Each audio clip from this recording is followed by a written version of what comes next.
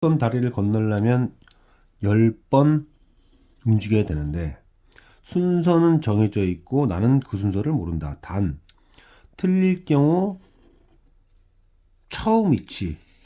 자, 이거 잘 이해해야 되고요. 그 다음에 그 전에 점프한 위치는 모두 기억한다.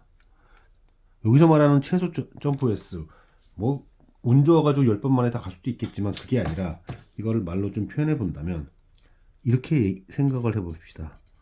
아무리 운이 없어도 혹은 매번 틀리게 가더라도 혹은 뭐 매번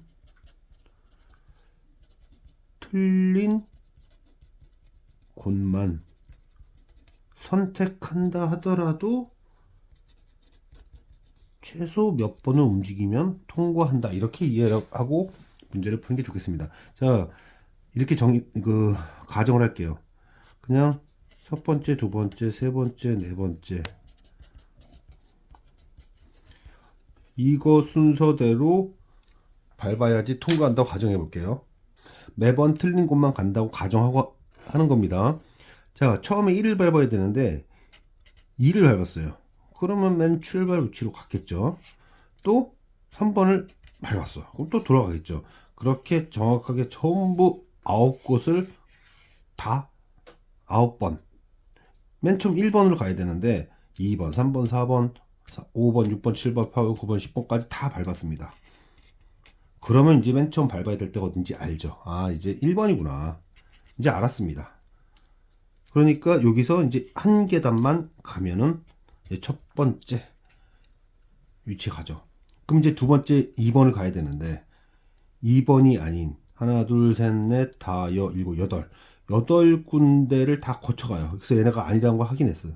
그러면 이제 2번인지 알잖아요. 그럼 2번까지 한 번, 두 번 가면 됩니다. 이제 2번까지 갔어요. 그 다음 3번을 가야 되는데 3번이 아닌 나머지 7군데 3번이 아닌 나머지 7군데를 가면 7군데가 아니라는 걸 알게 되고 아 그럼 3번이구나 해서 1번, 2번, 3번 이렇게 간다는 얘기입니다. 그럼 그 다음에 마찬가지겠죠. 이런 식으로 4번인 거 알았어. 네 칸 가는 거죠. 마지막 이제 마지막이라기보다는 9번째인 거죠. 지금 이게 순서상으로 치면 이게 첫 번째고 이게 두 번째고 이제 9번째였다고 합시다. 9번째는 당연히 9번을 가야 되는데 10번을 가는 거예요. 그렇죠? 10번을 간 겁니다. 왜냐하면 저는 얘기했다시피 매번 틀린 곳만 선택한다고 했으니까 9번을 가야 되는데 10번을 간 거예요. 그러면 위치로 돌아가서 쭈르르륵 9번을 와야 됩니다. 쭈르륵 9번을 와야 돼요.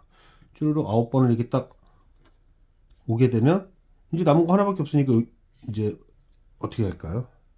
그리고 나서 이제 10번째 뭐 여기는 두 번이라고 해야 되나? 뭐 중요한 건 여기니까요.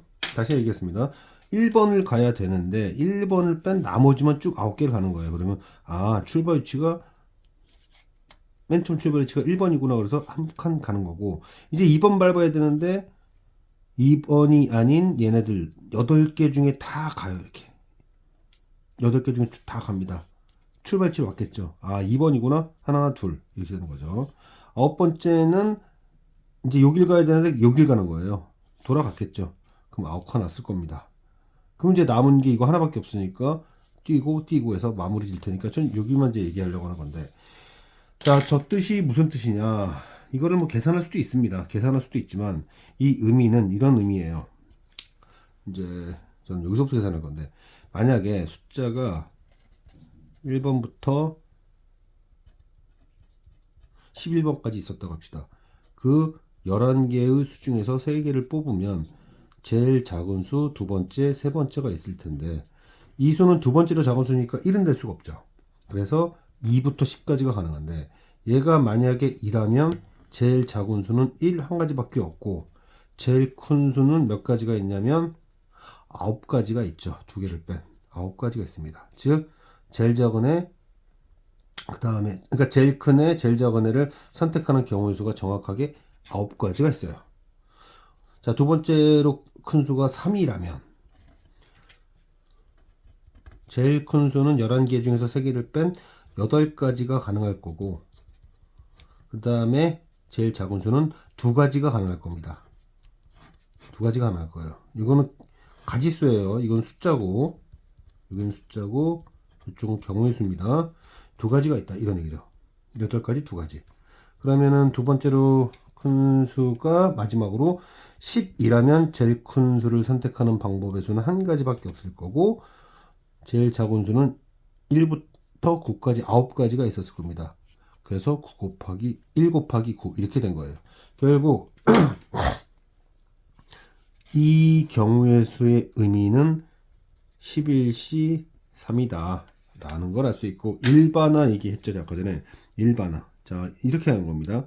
1 곱하기 n, 2 곱하기 n-1, 그리고 n 곱하기 1. 이거를 시그마로 표현해 보면은 시그마 K, 첫 번째, 두 번째, k 번째. 첫 번째는 0을 뺐고 두 번째는 1을 뺐다 이런 얘기인데, 이게 어떤 상황이냐면 숫자가 이렇게 n 플러스 2개수가 있어요. 그 n 플러스 2개수 중에서 3개를 뽑으면 제일 작은 거, 그 다음에 두 번째 제일 큰 애 이렇게 있을 텐데, 여기 보다시피 두 번째로 큰 수가 2라면 제일 작은 수는 1 하나밖에 선택할 수가 없죠. 그러면은 제일 큰 수는 n 플러스 2개 중에서 2개를 뺀 n가지 중에 하나 가능할 것이고, 두 번째로 큰 수가 3이라면, 숫자가 3이라면 얘는 1 또는 2를 선택할 수 있습니다. 그래서 2가지. 그러면은 제일 큰 수는 n 플러스 2개 중에서 3개를 뺀 n-1개 이런 얘기죠. 계속 가서 두 번째로 큰 수는 n 플러스 1까지 가능하잖아요. 그러면은 제일 작은 수는 n가지를 선택할 수 있고, 그 다음에 제일 큰 수는 한 가지밖에 없다.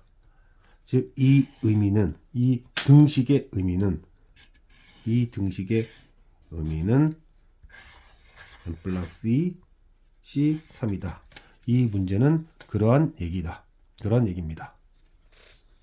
그런 얘기를 특정 상황으로 만들어 본 거예요.